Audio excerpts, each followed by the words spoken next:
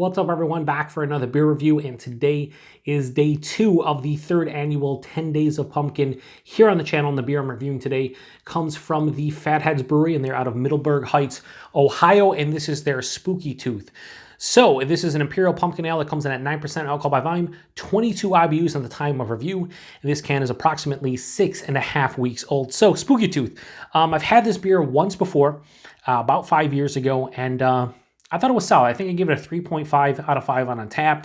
And for 9% Imperial Pumpkin Ale, I wanted more of a boisterous kind of taste and like bombastic. Shout out to Paul over at PaTroll Brew News. Just something that was more emphatic and just like, you know, just more flavor in general. It even says at the top here, it says the pumpkin brew with a bite. And I just didn't, get that experience. Now, I will say I went to the brewery multiple times, and the one time I went there was in October, and they actually had a couple barrel-aged variants of this one. They had their bourbon barrel-aged Spooky Tooth, which was really good, but then they had their red wine barrel-aged Spooky Tooth, and I thought that that would just be weird, but I had to get a taster of it, and I did. And let me tell you, that to this day is still one of my favorite pumpkin beers of all time. I actually got a taster of it, and then I got another small pour. I think it was like 6 or 8 ounces of it. And it just works so beautifully well. Like, it was subtle red wine, but with like the spices and the pumpkin, it was amazing. And I didn't think it sounds gross. Red wine barrel-aged Imperial Pumpkin Ale just sounds terrible. It was fantastic. I hope at some point they bring that one out again, even if it's just brewery only, maybe when the pandemic is, maybe next year, maybe in 2021. I just want to experience that beer again. But I thought I would give the regular Spooky Tooth a try and revisit it, because it's been about 5 years since I had it. And again, it was somewhat disappointing. Not a bad beer, just for a 9% Imperial Pumpkin Ale, just kind of disappointing. So I'm hoping this time around it's a little bit more robust and enjoyable to my palate. My palate has changed a lot in 5 years, so we'll see. Anyway, let's give it a pour.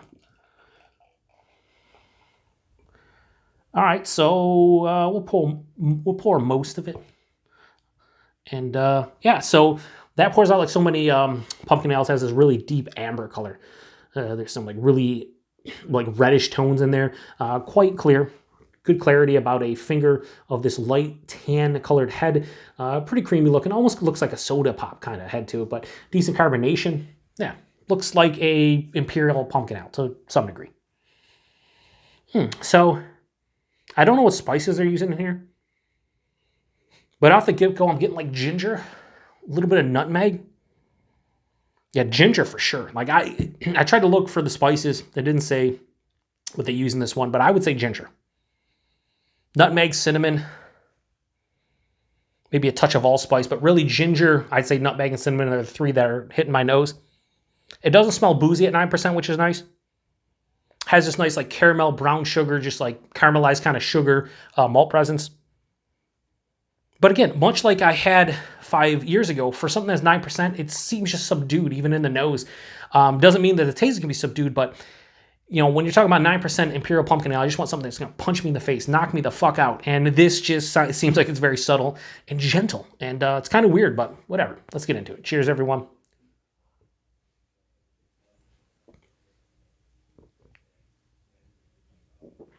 Yeah, it really reminds me of when I had it for the first time 5 years ago.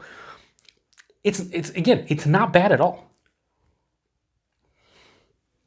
It just, for something 9%, I was just expecting this just crazy, just robust, punch you in the face, knock you out type of flavor. I just don't get it. Body on this one for 9%. It's like medium, higher side of medium body. It's fine for 9%. Maybe a bit thin, but it's fine. The mouthfeel, it's crisp, it's effervescent, has a lot of carbonation. Kind of what you expect from pumpkin ale. It's carbonated.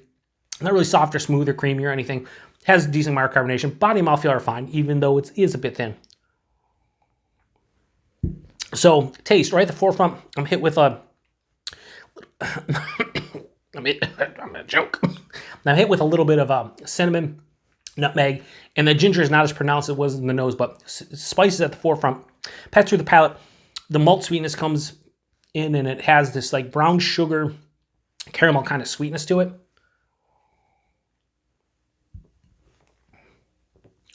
It finishes sweet, semi-dry, no bitterness to speak of. The one thing I will say about this one, I thought it was boozy last time, not overly boozy. I cannot detect this as 9%. This is scary. It's scary drinkable. If I was doing this blind, I'd be hard-pressed to say this is over 6.5%. That's how well they're hiding the alcohol, but also how subtle the flavors are. I will say, I think I enjoy this one a little bit more than I had last time because I think it was a little bit more boozy. I think I am getting a little bit more flavor, but again, for a 9% Imperial Pumpkin Ale, this just does not have the oomph in the flavors that I anticipate. I don't know what it is. It says they say pumpkin brew with a bite. I just don't get that bite. I just don't. Yeah, it's not bad. I have no problem drinking the rest of it. Pour the rest in just in case. I mean, I don't think there's any goodies or anything at the bottom, but there's only like an ounce and a half anyway, so who cares? Yeah, there's also a little bit, it's kind of weird, almost like a little bit of like a dark fruit kind of component in there. Kind of weird. I think it actually adds to it though. Weird. Fatheads, they're Spooky Tooth Imperial Pumpkin Ale. I give it I think, like I said, 3.5 in the past. I'm going to actually give this a low 3.75. I'm going to go with 3.65. It's not bad. Don't get me wrong. Like, if you see this on the shelf and you want to try something that's 9%, it's an Imperial Pumpkin Ale, you've never had one before, or you just want to try it out because you like the price point, which, again, we'll go to availability and price point in a second, but the price point's pretty good on this one.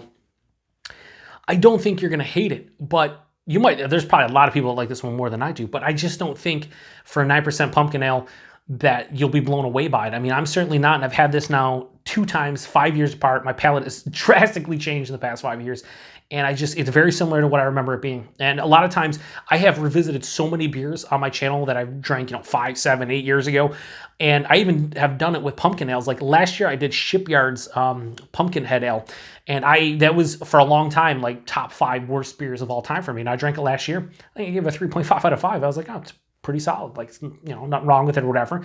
So I was hoping this time around I would be like, hey man, this is an over-the-top amazing beer.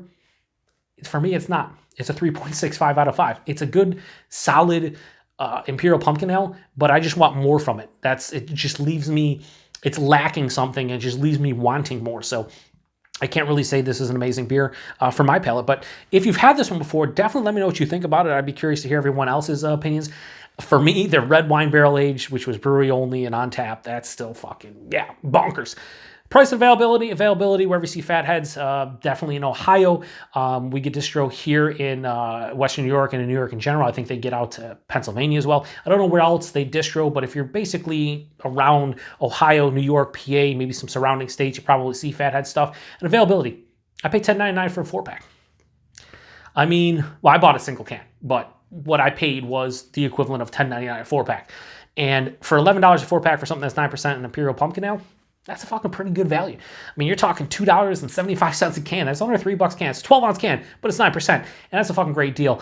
And if somebody out there loves this beer or really likes that beer, that's fucking an outstanding deal. For me, even though I don't think this is an amazing beer or anything, and I give it 3.65, for $2.75 a can, that's fucking not a bad deal at all. Like, I can't sit here and complain. So, 3.65 out of 5. Spooky Tooth, the 2020 edition, 2020 release from Fatheads.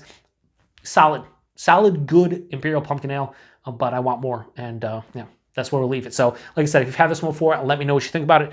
Check back tomorrow for day 3. I don't remember what day 3 is. I think it might be Harpoon's Dunkin' Pumpkin beer. And if it is, I'm really excited to give that one a go just because it's brand new. It's Harpoon, it's Dunkin'. I've reviewed a couple with that collaboration last year. And this year I'm going to review a couple more. Yeah, I'm excited. So, anyway, check back tomorrow for day 3. And I appreciate everybody stopping by for another beer review here on the Beer Patrol. Like I said, 9%. This is so fucking scary drinkable at 9% that it's like I said, if I was doing this as a whodunit / mystery beer review, I would guess I'm not even getting like a chest warming. I would guess 6.5% for this. And I would be fucking totally wrong, which means they've hidden the alcohol quite well. It's just, they've also hid the flavors quite well, which is disappointing. Anyway, the next one. Cheers.